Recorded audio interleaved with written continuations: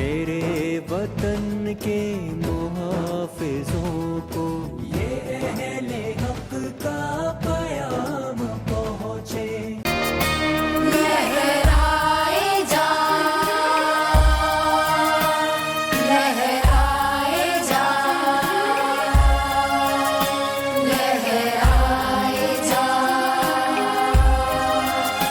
लहराए जा। परचमे उर्दू ज़बां अमने आलम के निशान। सुलह कुल के तर्जुमा लहराए जा, लहराए जा, परचमे उर्दू ज़बां। मैं पेश करना चाहता हूँ जनाब सैयद साजिद अली टोकी साहब को कि आप जो है टोंक से तशरीफ़ लाए। आप मुदीर एजाज़ी भी हैं, एक मुक़्तदर इल्मी शख्सियत जिनकी 17 किताबें मंज़र आम पर आईं। आपकी तमाम तहरीरों में मुख्तलिफ़ मौज़ूआत की अक्कासी है और हिंदुस्तानी इक़्तिसादी मसाइल को उन्वान से शाये होकर एक किताब राजस्थान उर्दू एकेडमी की का एज़ाज़ हासिल कर चुकी है।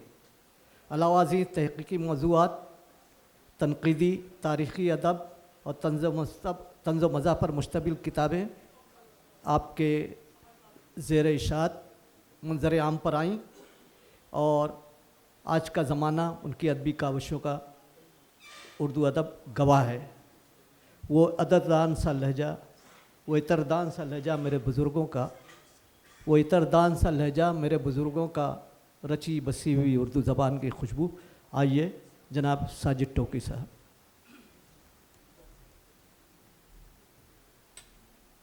अस्सलामु अलैकुम। अगर दिखाएं तो क्या दिखाएं, अगर सुनाएं तो क्या सुनाएं, हमारी बेताबियों का आलम न दीदनी है न गुफ्तनी है। जनाब सदर मोहतरम, मेहमानाने ज़ी-वक़ार, मुअज़्ज़िज़ ख़वातीन व हज़रात, सबसे पहले तो आप सब लोग यहाँ अपना कीमती वक्त निकाल कर यहाँ तशरीफ़ लाए, उसके लिए आप सबका जो है शुक्रिया अदा करता हूँ और हम आपका इस्तक़बाल करते हैं।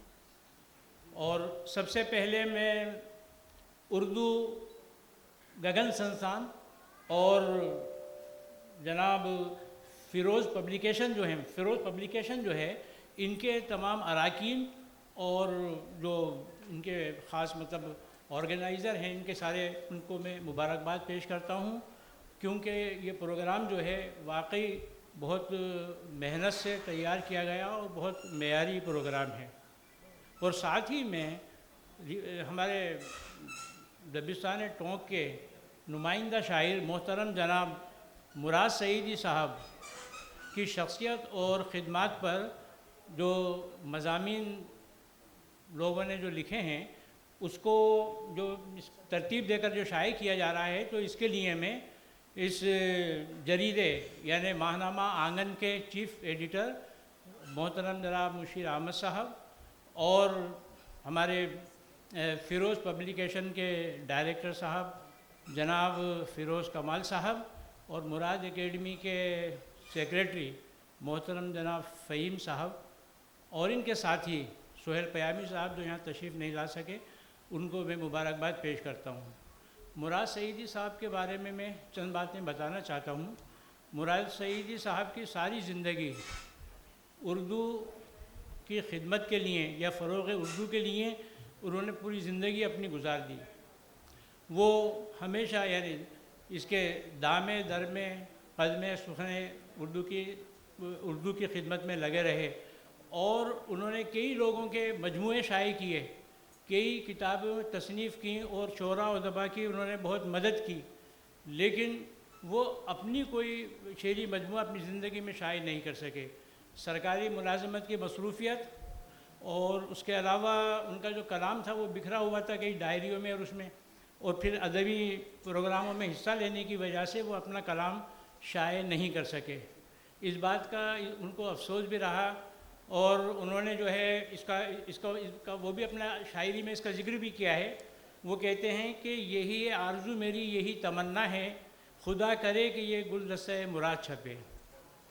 آپ کے انتقال کے تقریباً 35 سال بعد آپ کے بڑے فرزند جناب فرید الدین خان صاحب ایک بار آپ کے جو بیاضیں ہیں اور جو ڈائریاں ہیں ان کا مشاہدہ کر رہے تھے، تبھی ان کی نگاہ شعر پر پڑی. تو آپ نے اپنے چھوٹے بھائی فہیم الدین صاحب سے کہا کہ ہمارے والد صاحب کی اس خواہش کو پورا کیا جائے.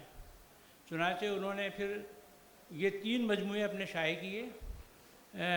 یعنی گلدستہ مراد تھا پہلا، جو تقریباً 2017 میں شائع ہوا، اور اس کے مرتب شوق حسنی صاحب ہیں.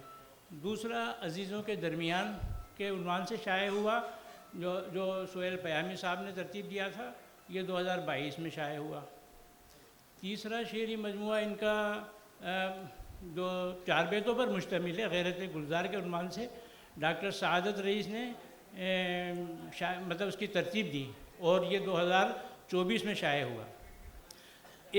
ویسے تو مراد اکیڈمی جو ہے اپنے قیام سے ہی ہر سال شعری نشستیں اور کل ہند مشاعرے منعقد کیا کرتی تھی، لیکن 2024 میں انہوں نے کل ہند مشاعرے کے ساتھ ساتھ ایک سیمینار بھی کیا، جس میں ہندوستان کے تقریباً 6 صوبوں سے لوگ جو ہیں مطلب ادباء و شعراء تشریف لائے، اور وہ کافی کامیاب سیمینار رہا. اور اس کے تمام مضامین کو آخر نے ترتیب دے کر کے مراد اکیڈمی کو دیا، اور پھر انہوں نے 2024 میں اسے شائع کیا. تو مراد صاحب کی خدمات کے بارے میں یا ان کے کلام کے یا ان کا جو مقام اور مرتبہ ہے اس کے بارے میں اگر میں آپ لوگوں کو کچھ بتاؤں گا تو وہ میں مناسب نہیں سمجھتا. میں چاہتا ہوں کہ یہ جو خصوصی شمارہ ہے اسے آپ پڑھیں اور آپ خود اس کا تعین کریں کہ ان کا کیا مرتبہ اور کیا مقام تھا. اب آپ آخر میں جاتے ہوئے میں پھر دوبارہ یہ جو اس پروگرام کے آرگنائزر ہیں ان کو مبارکباد دیتا ہوں، اور اپنی بات کو غالب کے شعر پہ ختم کر کے اجازت چاہتا ہوں. مہرباں ہو کہ بلا لو مجھے چاہو جس وقت، میں گیا وقت نہیں ہوں کہ پھر آ بھی نہ سکوں. شکریہ.